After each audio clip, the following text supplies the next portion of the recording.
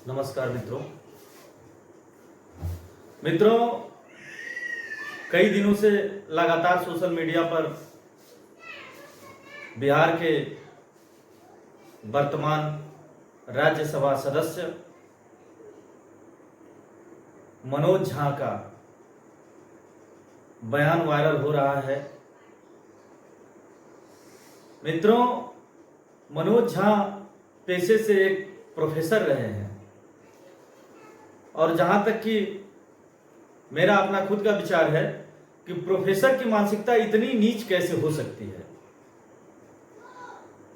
जितनी तल्लीनता से, जितनी एकाग्रता से वो जातिगत टिप्पणियों में लीन है और देश के उच्च सदन में बैठ करके जातिगत टिप्पणी कर रहे हैं, उससे ज्यादा कहीं वो विकास की तरफ अपने विचार को लेकर जाते तो कितना अच्छा रहता, कितना समाज उनको सम्मान देता।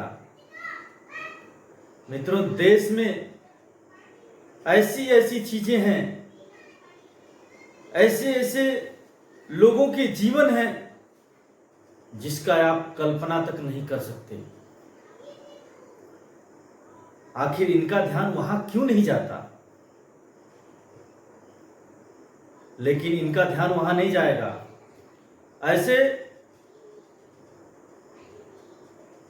ये आप समझ ले, घृणित मानसिकता वाले लोग अपनी मानसिकता को वहां नहीं ले जाएंगे। गरीबों, शोषितों और वंचितों पे इनका ध्यान नहीं जाएगा, परंतु जातिगत टिप्पणियां इनको जरूर करना है। संसद में महिला बिल प्रस्तावित हो रहा था, उस पर इनको कुछ विचार रखना चाहिए। क्या उसमें मेरिट है, क्या उसमें डीमेरिट है, क्या होना चाहिए, क्या नहीं होना चाहिए। परंतु ऐसे व्यक्ति, पढ़े लिखे व्यक्ति बैठ करके वहां राजपूतों पे टिप्पणियां कर रहे हैं।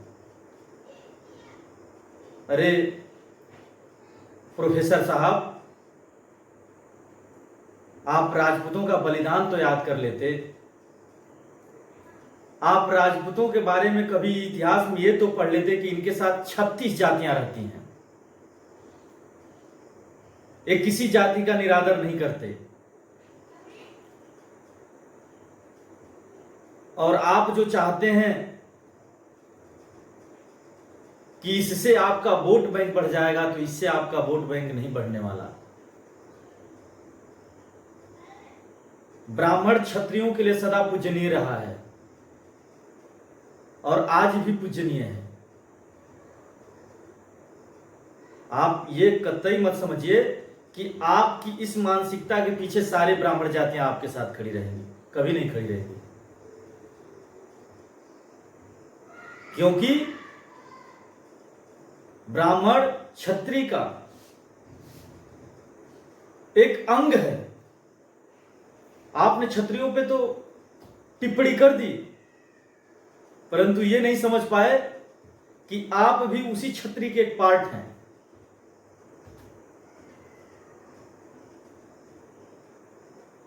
आप जैसे मानसिकता वाले लोगों का बहिष्कार होना चाहिए, क्योंकि आप देश के उस मुद्दे को संसद में नहीं उठा सकते। आज तक तो कभी आपकी बहस ही हम लोगों ने नहीं सुना संसद में कि कभी आप जो है देश के बारे में, देश के और मुद्दे पर चर्चा किए होते। परंतु आपको ओछी राजनीति करनी है। आप थोड़े समय में चाहते हैं कि पूरे देश में आप पीएम की गद्दी तक चले जाएं, तो आप क्षत्रियों पर कमेंट करके वहां तक कैसे चले जाएंगे? आपने खुद स्वीकार किया कि सब कुछ ठाकुर का। यदि सब कुछ ठाकुर का, तो आपको जाने का मार्ग कौन हो सकता है? कैसे आप वहां तक जा सकते हैं? मैंने आपकी ही बात कही, परंतु ऐसा नहीं है। क्षत्रिय कभी किसी का अपमान नहीं करते, परंतु आप देश के उच्च सदन में बैठ करके आप क्षत्रियों का अपमान कर रहे हैं। और क्षत्रियों का अपमान नहीं कर रहे हैं, क्षत्रियों के साथ जुड़े उस 36 जातियों का भी अपमान कर रहे हैं। आपकी मानसिकता गलत है, ऐसा नहीं होना चाहिए। और आप जैसे बोलने वाले और नेताओं को भी इस बारे में बहुत विशेष सोच समझ करके बोलना चाहिए। किसी भी जाति का इस देश को बनाने में, इस देश को सहेजने में सभी जातियों का योगदान है।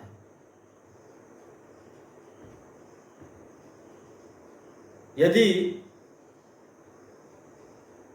आप बिहार के उन लोगों पे चर्चा करते, बिहार के माइग्रेशन पर चर्चा करते, जो बिहार के युवा देश के कोने कोने अलग अलग शहरों में जाकर के धक्के खाते हैं, बिहार के युवाओं के लिए कोई रोजगार नहीं है, जितनी गाड़ियां बिहार के तरफ से रेलगाड़ियां भरकर आती हैं उसमें कभी आपने जनरल बोगी में सफर नहीं किया होगा। गमछे का झूला बना करके लोग उस पर बैठकर आते हैं, यही स्थिति पैदा होती है। आपने कभी सोचा कि वो लोग कहां जाते हैं? क्या जिस मुद्दे को आपने संसद में उठाया, क्या ये आवश्यक था या वो आवश्यक था कि बिहार में कल कारखानों की वृद्धि हो, जिससे बिहार के युवा दर दर भटक रहे हैं, उनको हर राज्य में अपमानित किया जाता है? आपने कभी उस पर तो टिप्पणी नहीं की? क्या यह विषय नहीं था आपके लिए? परंतु आपकी ओछी राजनीति, ओछी मानसिकता आपको इस मुद्दे में कूदने के लिए आपको विवश की है।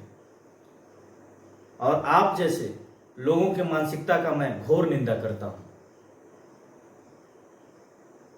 और आपकी सोच का मैं बहिष्कार करता हूं।